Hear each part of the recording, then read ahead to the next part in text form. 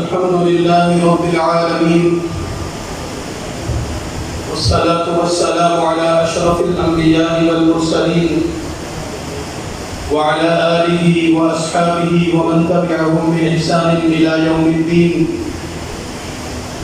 أما بعد فأعوذ بالله من الشيطان الرجيم. بسم الله الرحمن الرحيم.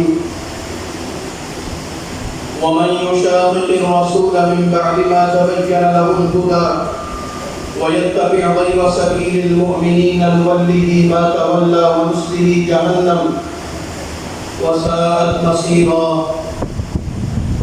وقال النبي صلى الله عليه وسلم: يد الله على الجماعة. صدق الله العظيم وصدق رسوله النبي الكريم، ونحن على ذلك لمن الشاهدين والشاكرين، والحمد لله رب العالمين. إن الله وملائكته يصلون على النبي يا أيها الذين آمنوا صلوا عليه وسلموا تسليما. اللهم صل على محمد أفضل صلواتك عدد معلوماتك وعلى آله وأصحابه أجمعين.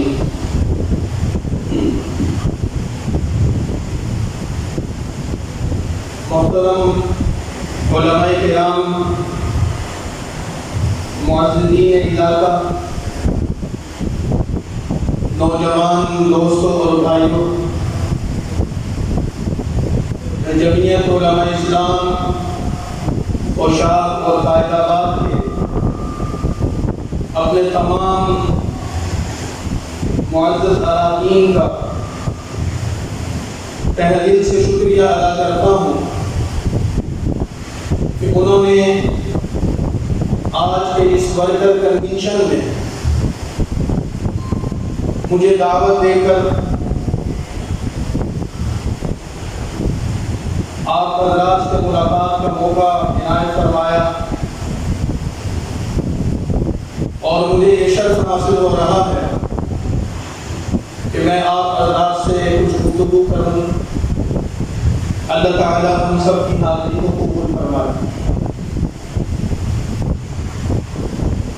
میں اپنی بات شروع کرنے سے پہلے اپنے ان محترم اور معزز حضرات کو جنہوں نے آج جمعیت علماء اسلام میں شمولیت کا اعلان کیا ہے، اپنی جماعت کی طرف سے، جماعت کے ذمہ داران کی طرف سے، جماعت کے کارکنان کی طرف سے خوش آمدید کہتا ہوں، اور ان کو یہ یقین دلاتا ہوں کہ انشاءاللہ العزیز جمعیت علماء اسلام میں ان کی شمولیت اور جمعیت علماء سے ان کا تعلق یہ ان کی زندگی کا بہترین فیصلہ ہوگا، اور آنے والے وقت میں انشاءاللہ اس کے ثمرات اور اس کے فوائد انشاءاللہ وہ خود محسوس کر سکیں. جمعیت علماء کے کارکن کی حیثیت سے ہمارے لیے یہ بات باعث فخر اور اعزاز اس وجہ سے بھی ہے کہ مختلف مکاتب فکر سے تعلق رکھنے والے لوگ، مختلف مذاہب سے تعلق رکھنے والے لوگ، وہ جمعیت علماء اسلام کے پروگرام پر اعتماد کا اظہار کر کے جب اس میں شمولیت کا اعلان کرتے ہیں، اس سے اپنی وابستگی کا اظہار کرتے ہیں، تو وہ اس بات کی دلیل ہے کہ مادی اسباب کی شان و شوکت نہ ہونے کے باوجود ان گوریا نشین اور فقیر منش علماء کی قیادت پر ان لوگوں کا اعتماد یہ اس بات کا مظہر ہے کہ جمعیت علماء اسلام پاکستان کے تمام طبقات کی نمائندہ قوت ہے. جمعیت علماء نے اپنے ماضی سے بھی، اپنے حالیہ کردار سے بھی یہ ثابت کیا ہے، اور انشاءاللہ مستقبل میں بھی یہ ثابت کرے گی کہ وہ تمام کے تمام مذاہب سے تعلق رکھنے والے انسانی سوسائٹی کے تمام نمائندوں کے حقوق کو سمجھتی بھی ہیں ان کے حقوق کے حصول کی جدوجہد کرتی بھی ہے اور لوگوں کو ان کا حق ان کے گھر تک پہنچانے کی صلاحیت بھی رکھتی ہے۔ دوبارہ میں ایک مرتبہ پھر ان حضرات کو خوش آمدید کہتا ہوں۔ امید ہے کہ ہماری مقامی جماعت کے حضرات ان کی قدر کریں گے اور آنے والے حضرات ان پر اعتماد کریں گے۔ اللہ تعالیٰ اس جماعت کے اس مقامی سلسلے کو مزید ترقی عطا فرمائے۔ میرے بھائیوں، اس گرمی کے موسم میں جب آپ جمعیت علماء اسلام کی دعوت پر اس کے ورکر کنونشن کے اس اجتماع میں باضابطہ طور پر شرکت کر رہے ہیں تو آپ کا یہاں آنا، آپ کی اس اجتماع میں شرکت، گرم ترین موسم میں ایک طویل وقت سے یہاں بیٹھنا، یہ اس بات کی دلیل ہے کہ آپ کا تعلق جمعیت علماء کے ساتھ ہے۔ آپ جمعیت علماء کو اپنی جماعت سمجھتے ہیں، آپ جمعیت علماء کے پروگرام کو اپنا پروگرام سمجھتے ہیں اور آپ جمعیت علماء اسلام کے پروگرام اور اس کی کاز کو آگے لے کر بڑھنا چاہتے ہیں، اور انہی چیزوں کو سننے اور سمجھنے کے لیے آپ یہاں آئے بیٹھے ہیں تاکہ مستقبل میں ہم اپنا لایا عمل مرتب کریں۔ لیکن ہماری مستقبل کی منصوبہ بندی اور ہمارا لاہ عمل کیا ہوگا؟ اس علاقے میں، اس تحصیل میں، اس ضلع میں، اس ملک کی صورتحال کو سامنے رکھنے سے پہلے ہمیں بحیثیت کارکن، بحیثیت ورکر اور بحیثیت ایک اس علاقے کے ایک باشعور فرد ہونے کی حیثیت سے اس سوال کو سمجھنا ہوگا کہ آخر ہم جمعیت علماء سے کیوں وابستہ ہیں؟ جمعیت علماء سے ہماری وابستگی کس بنیاد پر ہے؟ جمعیت علماء سے ہمارا تعلق کیوں ہے؟ یہ ایک سوال ہے۔ کوئی بھی شخص اس مجلس سے نکلنے کے بعد ہم سے پوچھ سکتا ہے کہ کہاں سے آ رہے ہیں؟ ہم کہیں گے کہ JUI کے کنونشن میں گئے۔ بھائی اتنی گرمی کے موسم میں اتنا وقت لگا کر وہاں بیٹھے کیوں؟ تو آپ کا جواب یہ ہوگا کیونکہ ہماری جماعت کا پروگرام تھا اور ہمارے ذمہ تھا کہ ہم اس پروگرام میں شرکت کریں۔ یقیناً یہی جواب ہوگا۔ تو سوال کرنے والا یہ سوال ضرور کر سکتا ہے کہ آپ کی جمعیت علماء سے وابستگی کیوں ہے؟ یا جمعیت علماء آپ کی ضرورت کیوں ہے؟ یا ایسی کیا خصوصیت اور ایسی کیا انفرادیت ہے کہ آپ نے اپنے آپ کو جمعیت علماء سے وابستہ کیا ہے؟ یہ سوال ہو سکتا ہے، اس کا جواب بھی ہمارے پاس ہونا چاہیے۔ دین کے ایک طالب علم ہونے کی حیثیت سے، چونکہ بڑی تعداد علماء کرام کی بھی اور ایسے حضرات کی بھی ہے کہ جو باضابطہ علماء نہیں ہیں لیکن علماء کے صحبت یافتہ ہیں، ان کے تربیت یافتہ ہیں، ان سے محبت کرنے والے ہیں، اور جب یہ ٹائٹل آتا ہے جمعیت علماء اسلام تو جمعیت کا مطلب ہے جماعت، اور علماء اسلام سے مطلب یہ ہے کہ ایسی جماعت جو اسلام کے علماء کی نمائندہ جماعت ہے۔ تو پھر دین کے ایک طالب علم ہونے کی حیثیت سے اس سوال کا جواب ہمارے ذہن میں کیا آتا ہے کہ ہم مسلمان اپنی عملی زندگی میں سب سے پہلے جس چیز سے رجوع کرتے ہیں وہ کتاب اللہ ہے، اللہ کا قرآن ہے۔ کتاب اللہ سے رہنمائی کے بعد ہم مسلمان اس چیز سے سب سے زیادہ رہنمائی لیتے ہیں وہ سنت رسول اور سیرت طیبہ ہے، یعنی رسول اللہ صلی اللہ علیہ وسلم کی عملی زندگی کی تعلیمات۔ اور ہم مسلمان کتاب اللہ اور سنت رسول کے بعد جس چیز کو اپنی عملی زندگی میں سب سے زیادہ اہمیت دیتے ہیں وہ ہے امت کا تعامل اور اس کا اجماع اور اس کی امت کی روایت۔ ہم ان تین چیزوں کو اپنی عملی زندگی میں ہمیشہ مد نظر رکھتے ہیں، اور دین کا کوئی طالب علم اپنے کسی بھی عملی قدم میں جب بھی میدان میں نکلتا ہے، جب بھی کوئی قدم اٹھاتا ہے تو وہ ضرور کتاب اللہ سے رجوع کرتا ہے، وہ ضرور سنت رسول سے رجوع کرتا ہے، وہ ضرور امت کے اجماع اور اس کے تعامل اور اس کی روایت سے رجوع کرتا ہے اور پھر اس سے دلیل لے کر، اس سے رہنمائی لے کر اپنی عملی زندگی کے لیے راستہ بناتا ہے۔ تو جب ہمارے سامنے یہ سوال آیا کہ ہم جمعیت علماء سے وابستہ کیوں ہیں، تو ہم نے قرآن سے رجوع کیا، تو ہمیں قرآن کی مختلف آیات، قرآن کے مختلف الفاظ، قرآن عظیم کے مختلف احکامات اس بات کی طرف متوجہ کرتے ہیں کہ کوئی مسلمان اپنی عملی زندگی میں انفرادیت کی راہ اختیار کرنے کی بجائے اجتماعیت کی راہ اختیار کرے گی۔ اللہ کا حکم ہے اور اس کے محبوب کا طریقہ ہے۔ قرآن اس چیز کی تعلیم دیتا، اس چیز کی ترغیب دیتا۔ قرآن پاک کی بے شمار آیات اپنے معانی، اپنے اسلوب اور اپنے مفاہیم کے اعتبار سے مسلمانوں کو تنہا مخاطب نہیں کرتی، بلکہ مسلمانوں کو اجتماعی القابات سے، اجتماعی صیغوں سے، اجتماعی الفاظ سے، اجتماعی اشارات و کنایات سے مخاطب کرتے ہوئے یہ تصور دیتی ہیں کہ اللہ مسلمانوں سے اجتماعیت چاہتا ہے، انفرادیت اور تنہائی نہیں چاہتا۔ اور قرآن عظیم نے ایک مثال دی، وَضْرِبْ لَهُمْ مَثَلًا أَصْحَابَ الْقَرْيَةِ إِذْ جَاءَهَا الْمُرْسَلُونَ۔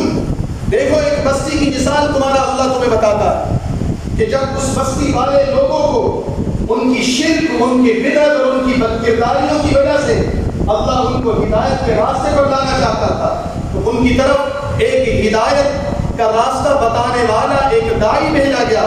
تو اس داعی نے کیا کیا؟ اِذْ أَرْسَلْنَا إِلَيْهِمُ اثْنَيْنِ، ان کی طرف کیا؟ دو افراد مل کر گئے اور انہوں نے جا کر ان کو اللہ کے دین کی دعوت دی، اللہ کے دین کی طرف پکارا۔ تم غلط زندگی گزار رہے ہو، کفر کی زندگی پر ہو، گمراہی کی زندگی پر ہو، ہدایت سے دور ہو، خدا تعالیٰ کی رضا اور اس کی منشا سے دور ہو۔ دعوت دینے والوں نے دعوت دی، تنہا تھے، پیچھے کوئی بیک اپ نہیں تھا، کوئی جماعتی صورت نہیں تھی۔ تو کیا ہوا؟ فَكَذَّبُوهُمَا، بستی کے لوگوں نے اپنی طاقت کے نشے میں، اپنی اجتماعی قوت کے نشے میں، یا اپنے نظریات پر پختگی کے نشے میں، اپنی گمراہی اور ضلالت کے نشے میں ان کی تکذیب کر دی، ان کا انکار کر دیا، ان کو جھٹلا دیا۔ اللہ فرماتے ہیں فَكَذَّبُوهُمَا، جب وہ اللہ کے بھیجے ہوئے داعی جو سچے تھے، برحق تھے، دین کی اور حق کی بات لے کر بستی والوں تک پہنچے تھے، جب ان کی بات کو جھٹلا دیا گیا، اہمیت نہیں دی گئی، تو فَعَزَّزْنَا بِثَالِثٍ، تو اللہ نے ایک اور داعی، ایک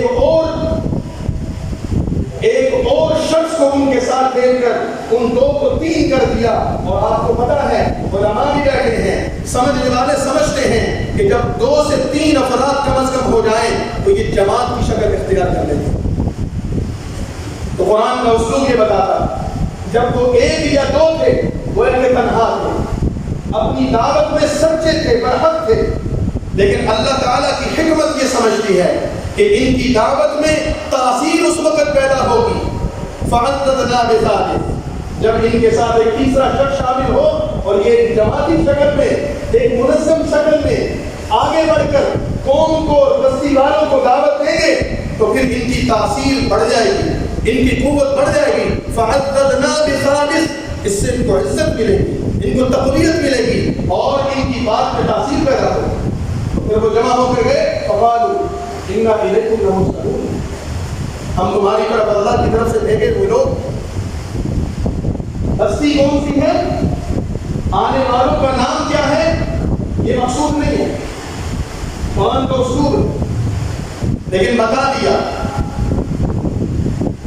سمجھا دیا سبب کہ جب بھی حق والے، دین کی دعوت دینے والے میدان عمل میں نکلے، منظم ہو کر نظم تشکیل دے کر جماعتی شکل میں نکلے، جو تاثیر اور جو طاقت اور جو قوت اجتماعیت میں ہے وہ انفرادیت میں نہیں۔ بستی والوں نے ان کا انکار کیا، تفصیل کیا کہ قرآن نے لمبی تفصیل دکھائی، لیکن یہ اسلوب بتا دیا فَكَذَّبُوهُمَا، تب پھر ان کو جھٹلا دیا گیا۔ فَعَزَّزْنَا بِثَالِثٍ، تو اللہ تعالیٰ نے ان کی مدد فرمائی، ان کو ایک جماعتی صورت اختیار کرنے کا حکم دیا۔ قرآن ہمیں یہ اسلوب دے رہا ہے، عملی زندگی کے راستوں میں جماعتی شکل اختیار کرو۔ یا ایھا الذین آمنوا، خطاب کے سیغے اور جمع کر کے مخاطب کیا گیا، انفرادی اور تنہا مخاطب نہیں کیا گیا۔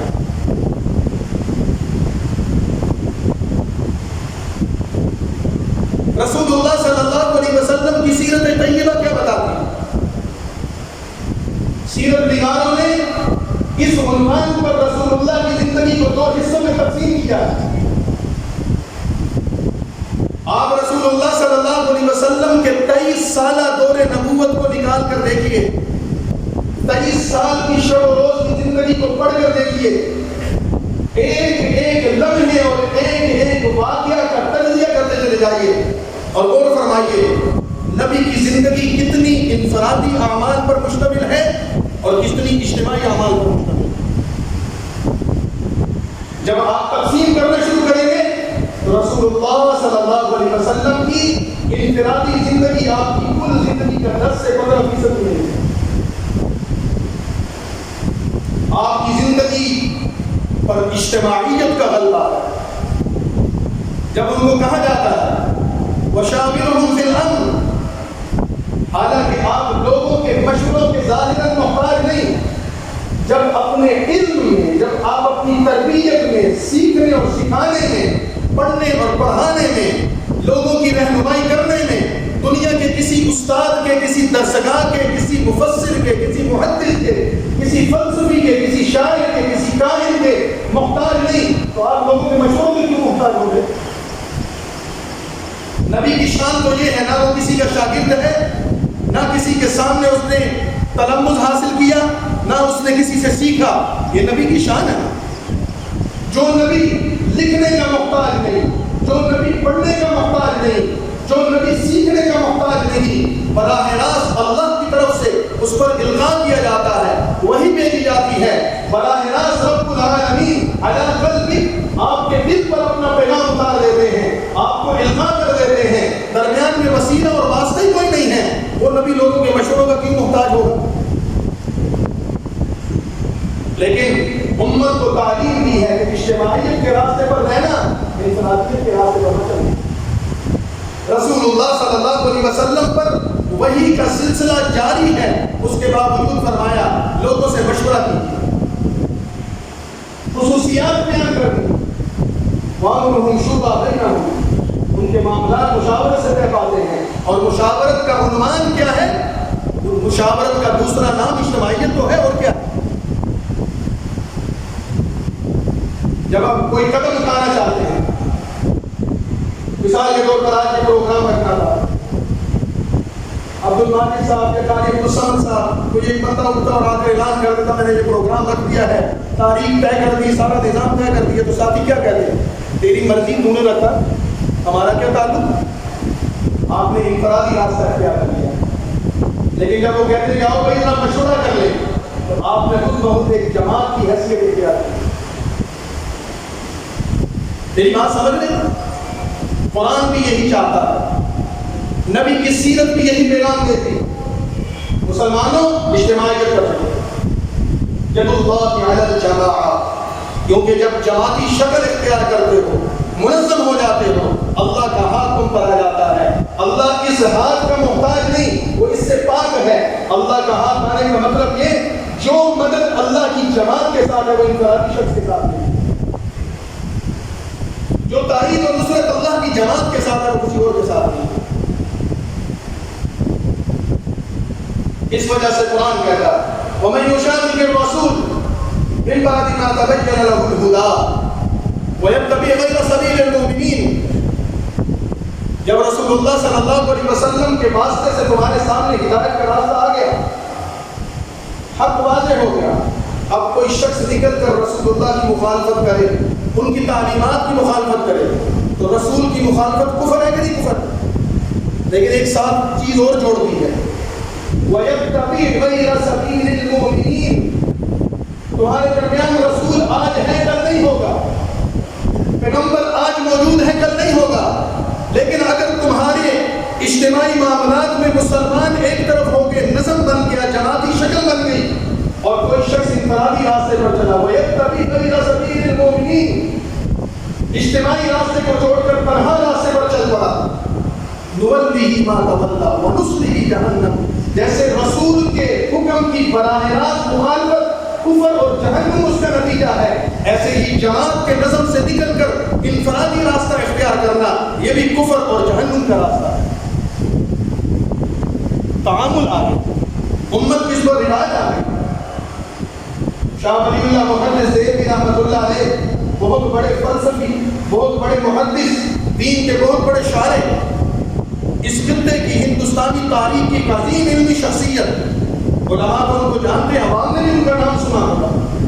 وہ فرماتے ہیں میں نے 100 مرتبہ قرآن کا مطالعہ کیا، الحمد سے والناس تک 100 مرتبہ قرآن کا مطالعہ کیا، یہ چیز دیکھنے کے لیے، اس سوال کا جواب تلاش کرنے کے لیے کہ رسول اللہ کے بعد اجتماعیت کی ضرورت ہے یا نہیں ہے، اہمیت ہے کہ نہیں ہے، مسلمانوں کی اجتماعی رائے کی اہمیت اور وزن کتنا ہے۔ ایک دفعہ کیا مجھے شرح صدر نہیں ہوا، دوسری دفعہ کیا شرح صدر نہیں ہوا، 10 اور 50 اور 98 اور 99 مرتبہ پہنچا شرح صدر نہیں ہوا، 100ویں مرتبہ قرآن کے مضامین پر جب نظر گزری تو میں سورہ النساء کی جب اس آیت پر پہنچا وَمَن يُشَاقِقِ الرَّسُولَ مِن بَعْدِ مَا تَبَيَّنَ لَهُ الْهُدَىٰ کہ جو رسول کے راستے کی مخالفت کرے گا، ہدایت آ گئی، حق واضح ہو گیا، وہ غلط راستے پر ہے، کفر کے راستے پر ہے، تو ساتھ ہی ایک جملہ قرآن نے جوڑ دیا وَيَتَّبِعْ غَيْرَ سَبِيلِ الْمُؤْمِنِينَ۔ جب مسلمان اجتماعیت کا راستہ اختیار کر لیں، جماعتی شکل اختیار کر لیں، ایسے جڑ کر کھڑے ہو جائیں، تو پھر کوئی شخص جماعت سے نکلے گا تو پھر وہ گمراہی کے راستے پر، کتنا ہی بڑا کیوں نہ ہو، کتنا ہی عالی مقام کیوں نہ ہو، جماعت جماعت ہے، انفرادیت انفرادیت۔ اور آپ کو بتاؤں کہ جماعت کے فیصلوں کی اہمیت کیسے ہوتی ہے اور جماعت کی ضرورت کیسے ہوتی ہے۔ آپ نے سنا ہوگا غزوہ احد سے پہلے، احد کی جنگ سے پہلے صحابہ کرام اور رسول اللہ کے درمیان مشاورت ہوئی کہ جنگ مدینے کے اندر رہ کر لڑنی چاہیے یا باہر نکلنا چاہیے۔ صحابہ کرام کی رائے اس پر غالب آ گئی ہمیں مدینہ شہر سے باہر نکل کر مقابلہ کرنا چاہیے۔ نبی کریم صلی اللہ علیہ وسلم کی ذاتی رائے یہ تھی کہ ہمیں مدینہ کے اندر رہ کر گھروں کو مورچے بنانا چاہیے، قبیلہ وار کرنا چاہیے، مقابلہ کرنا چاہیے۔ یہ لمبی تفصیلات لیکن اس عنوان پر تقسیم ہو گئی۔ اکثریت کی رائے یہ تھی کہ باہر نکلنا چاہیے، فیصلہ ہو گیا۔ رسول اللہ صلی اللہ علیہ وسلم نے فیصلہ فرمایا اندر چلے کے تیار ہونے کے لیے، تو صحابہ کرام کے درمیان ایک رائے غلط ہو گئی، نبی کی رائے کے خلاف ہماری رائے آ گئی ہے، رسول اللہ کچھ کہہ رہے تھے، ہم کچھ کہہ رہے ہیں، احساس ہوا غلط ہو گیا، اور ہونا بھی چاہیے تھا، ان کے ایمان کا تقاضا، نبی کے مقام کا تقاضا ہونا بھی چاہیے، ہمیں اپنی رائے واپس نہیں، ہم مدینے کے اندر ہی رہ کر لڑیں گے۔ رسول اللہ تشریف لائے، زیر پہنی ہوئی، لمبی بات ہے، لیکن جو نکتہ ہے جب آپ آئے تو صحابہ کرام نے کہا یا رسول اللہ ہم اپنی رائے بدلنا چاہتے ہیں، واپس لینا چاہتے ہیں۔ کیوں؟ آپ تو نبی ہیں، پیغمبر ہیں، ہماری رائے آپ کی رائے سے ٹکرا گئی اور ہماری رائے پر فیصلہ ہو گیا، آپ کی رائے پر فیصلہ نہیں ہوا، ہمیں شرح صدر نہیں کہا، ہو گیا۔ نبی نے کیا کیا؟ رائے بدل دی، فیصلہ تبدیل فرما دیا، فرمایا نبی کے لیے جائز نہیں۔ بے شمار حکمت علماء نے لکھی ہیں، ایک حکمت یہ لکھی ہے فیصلہ اجتماع نے، جماعت نے کیا تھا، نبی انفرادی ہو کر بھی تبدیل نہیں کر، نبی ہونے کے باوجود انفرادی حیثیت میں تبدیل نہیں کرے، نہیں میرے صحابہ جو فیصلہ ہو گیا میں اسی پر ہوں۔ اگر نبی صلی اللہ علیہ وسلم خاتم النبیین سید الانبیاء صلی اللہ علیہ وسلم صاحب وحی ہونے کے باوجود جماعت کے فیصلے کو تسلیم کرتے ہیں، اہمیت دیتے ہیں، اس کی ضرورت کی امت کو تعلیم دیتے ہیں اور احساس کے باوجود تبدیل نہیں کرتے، امت میں کسی بات کی کیا ضرورت ہے؟ سمجھ میں آ گیا کہ جماعت ضروری ہے۔ تو یہ بات میں نے شروع میں عرض کیا تھا کہ سوال ہو سکتا ہے کہ جماعت سے کیوں وابستہ ہیں آپ؟ تو ایک مسلمان ہونے کے ناطے، ایک باشعور کارکن ہونے کے ناطے ہمیں اللہ کی کتاب یہ بتاتی ہے، رسول اللہ کی سیرت کی بتاتی ہے، امت کا تعاون اور اس کی اجتماعیت کی بتاتی ہے، امت کی روایات ہمیں یہ بتاتی ہیں کہ ہم جماعت کے ساتھ رہیں گے، ہم انفرادی زندگی نہیں گزاریں گے۔ بات سمجھ میں آ رہی؟ اس وجہ سے ہم جماعت سے وابستہ ہیں۔ لیکن اس سوال کا جواب دل کر ایک نیا سوال پیدا ہو گیا کہ بھائی آپ جماعت کے ساتھ وابستہ ہیں تو جمعیت علماء ہی کیوں؟ پاکستان کی اور بھی مذہبی جماعتیں موجود ہیں، سیاسی جماعتیں موجود ہیں، سماجی ورکنگ کرنے والی جماعتیں گروہ موجود ہیں، جمعیت علماء ہی کیوں؟ اہم سوال ہے۔ یہ میرے بھائی جمعیت علماء میں شامل ہوئے، Muslim League, P T I, People Party, خدا بلا، اس میں کیوں نہیں چلے گئے؟ اس کا جواب ہمارے پاس ہونا چاہیے۔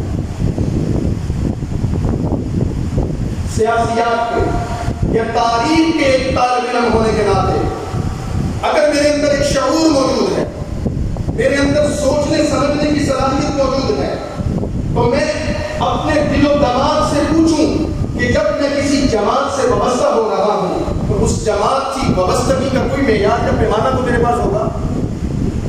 اگر میں لمبی تفصیلات میں نہ بھی جاؤں تو کم از کم جس جماعت سے میں وابستگی اختیار کرنا چاہتا ہوں مجھے اس جماعت کا ماضی معلوم ہونا چاہیے، اس جماعت کے لیڈرشپ کا کردار معلوم ہونا چاہیے، اور وہ جماعت جس پروگرام کی دعوت دے رہی ہے اس پروگرام سے بھی کچھ نہ کچھ مجھے گھر چکا۔ یہ تین عنوان تو کم از کم ایسے ہیں، کسی بھی جماعت سے تعلق رکھنے والے شخص کو یہ معلوم ہونا چاہیے کہ اس جماعت کا ماضی کیا ہے، ماضی کا کردار کیا ہے، جو لوگ اس جماعت کو بنانے والے، چلانے والے، لے کر چلنے والے، اس کے لیڈر، ان کا ذاتی کردار کیا ہے، تعلق کیا ہے، اور اس کے اہداف و مقاصد اس کے پروگرام میں کیا رکھے گئے ہیں، یہ ہمیں معلوم ہونا چاہیے۔ جب کوئی بندہ مسلم لیگ میں جاتا ہے، یقیناً اس کے ماضی کو بھی دیکھتا ہوگا، اس کی لیڈرشپ کو بھی دیکھتا ہوگا، اس کے پروگرام کو بھی دیکھتا ہوگا۔ کوئی پی ٹی آئی میں جاتا ہے، کوئی پیپلز پارٹی میں جاتا ہے، کسی اور پارٹی میں جاتا ہے، کسی مذہبی جماعت میں، سیاسی جماعت میں، کسی سماجی ورکنگ کرنے والے اداروں کا حصہ بنتا ہے، یہ بات تو دیکھی جاتی ہے، کارکردگی تو دیکھی جاتی ہے۔ ہم جمعیت علماء سے وابستہ ہیں، ہم کیوں نہیں پی ٹی آئی میں چلے گئے، کیوں نہیں پی ایم ایل میں چلے گئے، کیوں نہیں پی پی پی میں چلے گئے، ہم کسی اور سیاسی مذہبی سماجی جماعت کا حصہ کیوں نہیں بن گئے؟ اس وجہ سے اللہ نے مجھے شعور دیا ہے، مجھے عقل دی ہے، اللہ نے مجھے سوچنے سمجھنے کی صلاحیت دی ہے۔ میں بحیثیت ایک باشعور انسان کے کسی تعصب کے بغیر، کسی نفرت کے بغیر، کسی تنگ نظری کے بغیر، کسی شدت کے بغیر، ایک طالب علم ہونے کی حیثیت سے تاریخ پر نظر ڈالتے ہوئے اس خطے کی تاریخ کو دیکھتا ہوں کہ یہاں بننے والی جماعتوں، یہاں بننے والی شخصیات اور یہاں کردار ادا کرنے والے ان اداروں کے کارکردگی پر نظر ڈالتا ہوں۔ میرا ایمان مجھے یہ کہتا ہے، میرا یقین مجھے یہ کہتا ہے کہ جماعت ہے جس کا شاندار ماضی ہے، جماعت ہے جس کا باوقار کردار ہے، جماعت ہے جس کا نظریات پر مبنی حقیقی مقاصد پر مبنی پروگرام ہے، اور جماعت ہے جس کی قیادت سارے کردار رکھتی ہے، عوام الناس